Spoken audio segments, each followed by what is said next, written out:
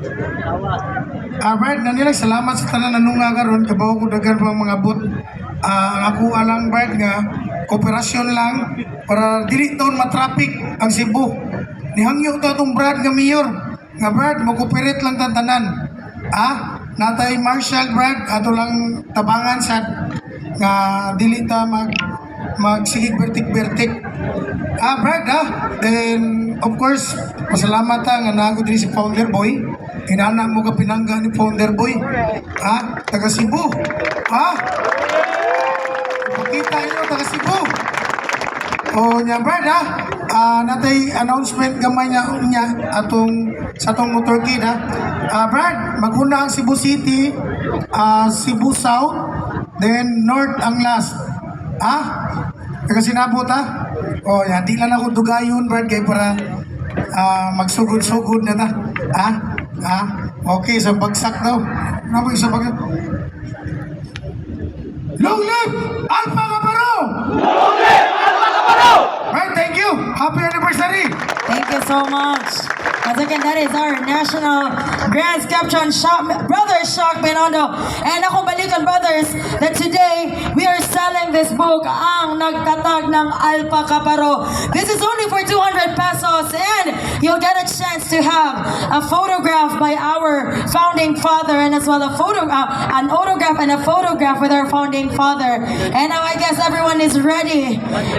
All of you are ready to hear, ladies and gentlemen, our founding father, Founder Boy Juan! Long live! Long live! Long live! Long live! Long live! Long live!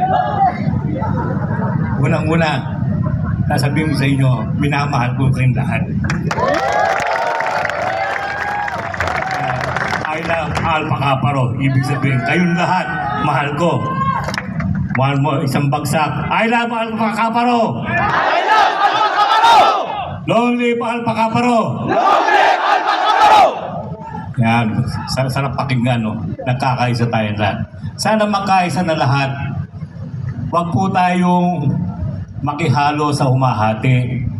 Tayo po nandito para magkaisa. Ganun po ang vlog natin na dalawang party list nagkasama. Ang tulungan tayo at ang PHK. Diyan po makikita natin ang pagkakaisa ng Alpha Kaparo. Pag yan pareho natin binoto, yung tiyuhin natin, nanay natin, tatay natin, kapitbahay natin, siguradong panalo yan dahil tayo sa tayong fraternity sa buong Pilipinas ang pinakamarami at pinakamalakas. Tandaan po niyo yan.